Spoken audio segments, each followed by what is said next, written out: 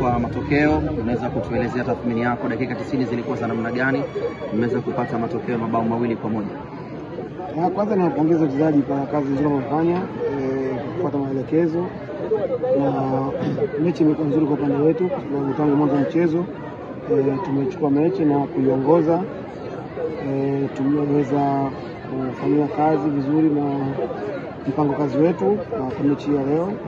Tumetengeneza nafasi nyingi za kufunga magoli, lakini kwa bahati mbaya hatukuwa na siku nzuri kwenye kumalizia nafasi zetu.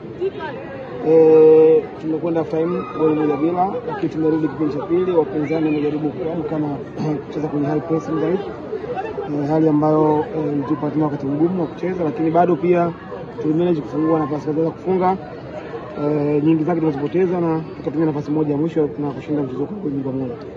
Kiwango kizuri ambacho umekionyesha kimekupa matokeo ya mabao 2. Ilikuwa ni mchezo wa kwanza wa kirafiki. Pengine ni kitu gani ambacho za kiufundi ulikuwa umekikusudia siku ya leo, na kwa upande wako unaweza kusema hiki kwa leo nimeondoka nacho na mchezo unaofuata naweza nikaongeza kitu kingine kuelekea michuano ya WAFCON? Tulijia mechi hii na mpango wa kujaribu kucheza direct, kitu ambacho sio aina yetu ya kucheza miaka yote, lakini tumejaribu kuongeza hicho kitu tuweze kuona namna gani tunaweza kucheza direct zaidi kushinda mpira kwa kumiliki kwa muda mrefu. Kwa hiyo tumefanya kazi nzuri, tumefungua nafasi nyingi kwa aina ya kucheza, na mwishoni mwa mchezo tumerudi kwenye aina ya kumiliki mpira, tumalize game na tumeshinda kwa magoli 2 kwa moja.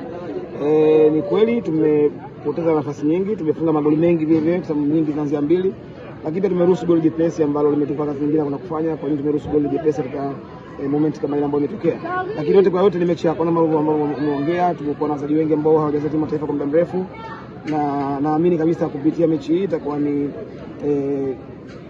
reflection nzuri kwa ajili ya kujiangalia nini tupo na kufanya nini. Licha ya kuwa ni siku ya kazi, mashabiki hawakuangusha, wamejitokeza kwa wingi. Unawaambiaje siku ya leo, lakini kuelekea mchezo wa tarehe 3, mchezo wa pili wa kirafiki dhidi ya DR Congo?